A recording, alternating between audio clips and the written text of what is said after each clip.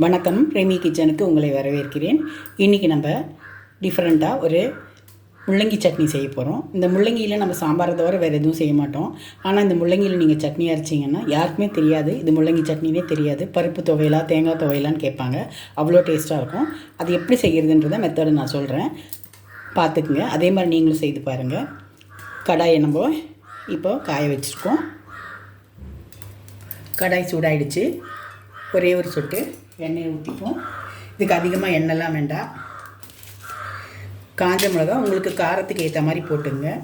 நான் ஒரு 4 காஞ்ச மிளகா போடுறேன், 2 பூண்டு போடுறேன், 1 ஸ்பூன் உளுத்தம்பருப்பு போடுறேன்.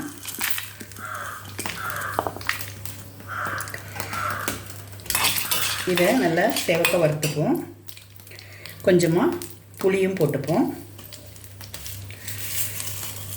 தேவையான அளவு உப்பு போட்டுப்போம். இதை நல்லா செவக்க வறுத்துப்போம். உளுத்தம்பருப்பு கொஞ்சம் வறுபட்டுடுச்சு. ரொம்ப கைய வேண்டாம். ஒரு சில்லு தேங்காய், ஒரே ஒரு சில்லு தான், அதிகமாக போட வேண்டாம். தேங்காவை போட்டுப்போம். ஸ்டவ்வை சிம்மில் வச்சுப்போம். பருப்பு கறியக்கூடாது. ஒரு கொத்து கருவேப்பிலையை போட்டுப்போம். கருவேப்பிலை தாளித்து போட்டோம்னா எல்லாம் எடுத்து தனியாக வச்சுருவாங்க. அதனால இப்படி போட்டோம்னா எப்படியாகவும் துவையலில் சாப்பிடுவாங்க. இப்போ இதை நம்ம வேறு பாத்திரத்துக்கு மாற்றிப்போம்.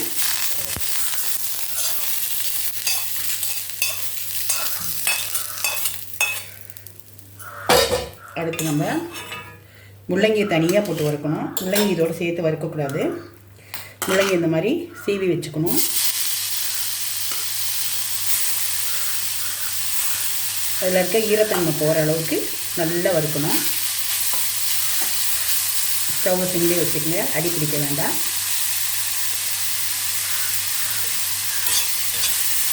கொஞ்சமாக தேங்காய் எண்ணெய் வச்சுப்போம். தேங்காய் எண்ணெய் விட்டால் வாசனை நல்லாயிருக்கும், அதுக்கு தான்.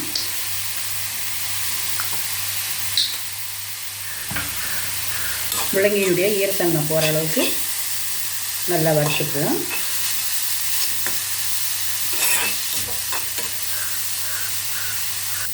இப்போ முள்ளங்கி வதங்கிடுச்சு. ஸ்டவ் ஆஃப் பண்ணிவிடுவோம். இந்த சூட்டிலே கொஞ்சம் நேரம் இருக்கட்டும். ஆறின அப்புறமா மிக்சியில் அரைச்சிப்போம். அரைக்கும்போது எல்லாமே ஒன்றா போட்டு அரைச்சிக்கலாம். முள்ளங்கி பிடிக்காதவங்க கூட இப்படி துவையல் பண்ணி கொடுத்திங்கன்னா சாப்பிடுவாங்க. தெரியாது, யாருக்குமே முள்ளங்கினே தெரியாது. ட்ரை பண்ணி பாருங்கள். இப்போது ஆறின அப்புறமா மிக்சியில் அரைச்சிடலாம். இப்போ நம்ம துவையல் அரைச்சி வச்சுட்டோம்.